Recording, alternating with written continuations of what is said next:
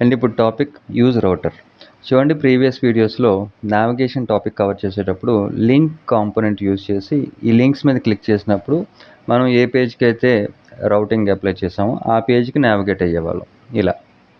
అయితే use router అనే hook use చేసి ఇదే నావిగేషన్ని నెక్స్ట్.js-లో ప్రోగ్రామాటిక్గా నావిగేట్ చేయొచ్చు. అండ్ యూజ్ రౌటర్ అనేది హుక్ కాబట్టి దీన్ని క్లయింట్ సైడ్ మాత్రమే అప్లై చేయాలి. ఆల్రెడీ లాస్ట్ వీడియోలో client side rendering and server side rendering discuss చేశాం కదా. ఇప్పుడు క్లయింట్ సైడ్లో ఈ యూజ్ రౌటర్ని యూజ్ చేసి చిన్న ప్రోగ్రామ్ రాద్దాం. అదేంటంటే, మన అప్లికేషన్లో ఒక డాష్బోర్డ్ పేజ్ ఉంటుంది. ఆ డాష్బోర్డ్ పేజ్ని విజిట్ చేయాలంటే యూజర్ ట్రూ అయి ఉండాలి. అలా ట్రూ అయిన యూజర్ మాత్రమే ఈ డాష్బోర్డ్ పేజ్కి నావిగేట్ అవుతారు, లేదంటే లాగిన్ పేజ్కి నావిగేట్ అవుతారు. ఆల్రెడీ మన అప్లికేషన్లో యాప్ ఫోల్డర్ లోపల డాష్బోర్డ్ పేరుతో ఒక పేజ్, అలాగే లాగిన్ పేరుతో ఇంకొక పేజ్, ఇలా 2 పేజెస్ క్రియేట్ చేశాడు. అండ్ అప్లికేషన్ 3001 లోకల్ హోస్ట్లో రన్ అవుతుంది. ఇక్కడ చూడండి, ఇది ల్యాండింగ్ పేజ్. అయితే మనం డాష్బోర్డ్ పేరుతో పేజ్ క్రియేట్ చేసాం కాబట్టి బేసిక్ రౌటింగ్లో ఫైల్ పేరుతోనే పేజ్ క్రియేట్ అవుతుంది. ఇది డాష్బోర్డ్ పేజ్, అలాగే ఇది లాగిన్ పేజ్. ఈ ల్యాండింగ్ పేజ్లో లాగిన్ పేరుతో ఒక బటన్ ఉంది.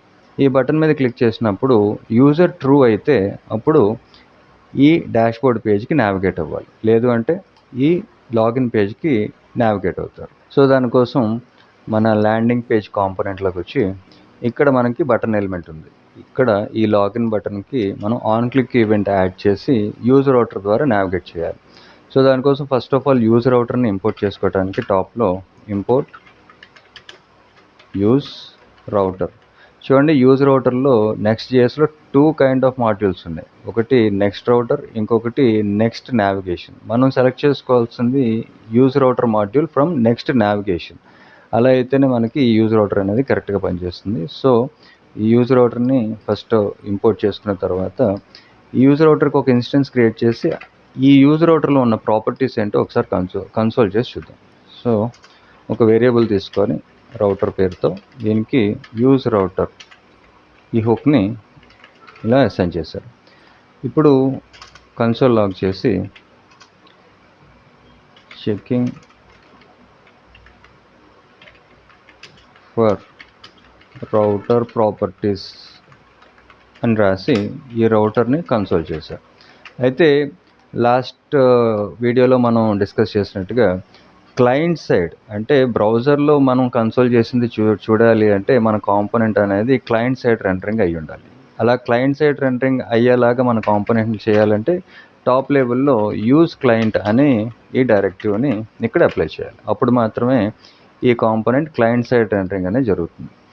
సో ఇప్పుడు టోటల్గా ఇది క్లయింట్ సైడ్ రెండరింగ్ కాబట్టి బ్రౌజర్ లోపల మన కన్సోల్ లోపల మనం కన్సోల్ చేసింది చెక్ చేసుకోవచ్చు. సో డెవ్ టూల్స్లో ఇన్స్పెక్ట్ చేసి కన్సోల్లోకి వెళ్తే ఒకసారి రిఫ్రెష్ చేసి చూడండి, కన్సోల్లో ఇక్కడ మనకి చెకింగ్ ఫర్ రౌటర్ ప్రాపర్టీస్ అని వచ్చింది. ఇక్కడ ఈ కనిపిస్తున్న ఈ ప్రాపర్టీస్ అన్నీ కూడా యూజర్ రౌటర్ల నుంచి వస్తున్న ప్రాపర్టీస్. ఈ back, fast refresh, forward, prefetch, push, refresh, replace ఇవన్నీ కూడా యూజర్ రౌటర్ ప్రాపర్టీస్. ఇవి యూజ్ చేసి మనం నావిగేషన్ అనేది అప్లై చేయొచ్చు. సో ఇప్పుడు మన కాంపోనెంట్లో ఒక యూజర్ని క్రియేట్ చేసి యూజ్ స్టేట్ ద్వారా ఆ యూజర్కి ఒక బులియన్ వాల్యూ ఇద్దాం. సో యూజ్ స్టేట్ని అప్లై చేయాలంటే first of all const user పేరుతో ఒక స్టేట్ తీసుకున్నాను. సెట్ యూజర్, ఇది ఒక సెటర్ ఫంక్షన్. యూజ్ స్టేట్లో మనం రియాక్ట్లో కామన్గా యూజ్ స్టేట్స్ యూజ్ చేస్తాం కదా, అదే ఇక్కడ అప్లై చేస్తున్నాను. ఇనీషియల్గా ఫాల్స్ వాల్యూ ఇచ్చాను. అయితే మనం యూజ్ స్టేట్ని ఇంపోర్ట్ కూడా చేసుకోవాలి కాబట్టి use state import from react. ఇలా ఇంపోర్ట్ చేసుకున్న తర్వాత ఇప్పుడు ఒక ఫంక్షన్ క్రియేట్ చేసి ఈ ఫంక్షన్ ద్వారా మనం ఒక ఇఫ్ ఎల్స్ కండిషన్ రాసి యూజర్ అనేది ట్రూ అయితే డాష్బోర్డ్కి నావిగేట్ అయ్యేలాగా. అయితే మనం ఇక్కడ చూసారు కదా, కన్సోల్ లోపల మనకి పుష్ అని ఒక ప్రాపర్టీ ఉంది. ఈ పుష్ ద్వారా మనం నావిగేషన్ అనేది ఎక్కడికి నావిగేట్ అవుదాం అనుకుంటున్నామో ఆ నావిగేషన్ డైరెక్ట్ చేయొచ్చు. ఇక్కడ for example const user handler పేరుతో ఒక ఫంక్షన్ తీసుకున్నాను. ఈ ఫంక్షన్ లోపల ఒక ఇఫ్ స్టేట్మెంట్ తీసుకొని ఇఫ్ యూజర్ అనేది ట్రూ అయితే అప్పుడు బాడీ లోపల ఇక్కడ మనకి రౌటర్లో ప్రాపర్టీస్ ఆల్రెడీ చూసాం కదా, అంటే ఈ యూజర్ రౌటర్ నుంచి వస్తున్న ఈ ప్రాపర్టీస్ అన్నీ ఈ రౌటర్ అనే వేరియబుల్కి అసైన్ చేసాం కాబట్టి ఇక్కడ ఇప్పుడు ఈ రౌటర్ డాట్ పుష్ ఈ మెథడ్ని అప్లై చేసి ఎక్కడికి నావిగేట్ అవుదాం అనుకుంటున్నాం, డాష్బోర్డ్కి. సో ఇక్కడ డాష్బోర్డ్కి ఆల్రెడీ మనం డాష్బోర్డ్ పేరుతో పేజ్ క్రియేట్ చేస్తున్నాం కాబట్టి యూజర్ అనేది ట్రూ అయినప్పుడు ఈ డాష్బోర్డ్ పేజ్కి నావిగేట్ అవ్వమను. ఇన్ కేస్ లేకపోతే అప్పుడు ఎల్స్, ఈ ఎల్స్ లోపల రౌటర్ డాట్ పుష్, ఇక్కడ మనకి లాగిన్లో ఆల్రెడీ ఒక పేజ్ ఉంది. ఈ లాగిన్ పేజ్ ఏమని ఉంది, sorry you are not logged user please login. అలాగే దీనికి ఒక బటన్ కూడా ఉంది. అయితే యూజర్ అనేది ఫాల్స్ అయినప్పుడు మనం లాగిన్కి నావిగేట్ అవుతున్నాం కాబట్టి ఇక్కడ /లాగిన్ ఈ పేజ్కి నావిగేట్ చేసాం. ఇప్పుడు ఫంక్షన్ క్రియేట్ చేస్తున్నాం కాబట్టి ఈ బటన్కి ఆన్ క్లిక్ ఈవెంట్ తీసుకొని ఆన్ క్లిక్, ఈ ఫంక్షన్ పేరు యూజర్ హ్యాండ్లర్. యూజర్ హ్యాండ్లర్ ఫంక్షన్ని ఇలా పాస్ చేశారు. సో ఇప్పుడు సేవ్ చేసి అవుట్పుట్కి వెళ్తే ఇక్కడ చూడండి, ఒకసారి రిఫ్రెష్ చేసి ఇక్కడ మనకి లాగిన్ బటన్ ఉంది. ఈ లాగిన్ బటన్ మీద క్లిక్ చేసినప్పుడు యూజర్ ట్రూ అయితేనే డాష్బోర్డ్కి నావిగేట్ అవుతాం, లేదు అంటే ఈ లాగిన్ పేజ్కి నావిగేట్ అవుతాం. ఇక్కడ మనం ఇనీషియల్గా మనం డిఫైన్ చేసింది ఫాల్స్, అంటే యూజర్ అనేది ఫాల్స్ కాబట్టి ఇప్పుడు మనం లాగిన్ పేజ్కి నావిగేట్ అయ్యాం. ఇన్ కేస్ ఇక్కడ ఈ ఫాల్స్ కాకుండా ట్రూ అని రాసాం అనుకోండి, ట్రూ అని రాసి సేవ్ చేస్తే ఇప్పుడు